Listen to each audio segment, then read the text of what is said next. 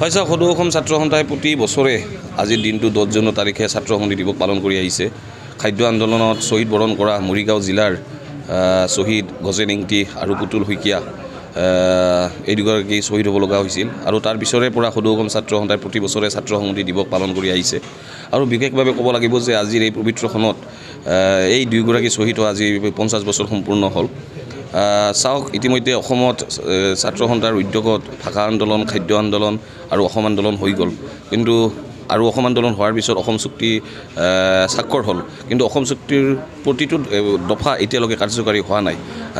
বৰ্তমান অসমত থকা চৰকাৰক আমি এই ছাত্ৰ সংহতি দিৱসৰ পবিত্ৰখনত আমি আজিৰ এই দিনটোত তেওঁলোকক আমি সকীয়াই দিব বিচাৰিছোঁ। তেওঁলোকে অসম চুক্তিৰ যাতে প্ৰতিটো দফা তেওঁলোকে ৰূপায়ণ কৰে, আৰু তেওঁলোকে যদি অসম চুক্তিৰ প্ৰতিটো দফা যদি তেওঁলোকে ৰূপায়ণ নকৰে, আমি কিন্তু ছাত্ৰ সন্থাই জনসাধাৰণৰ লগত লৈ ছাত্ৰ সমাজক লগত লৈ আমি কিন্তু আমাৰ যি ধাৰাবাহিক আন্দোলন কাৰ্যসূচী সেই কিন্তু আমাৰ চলি থাকিব।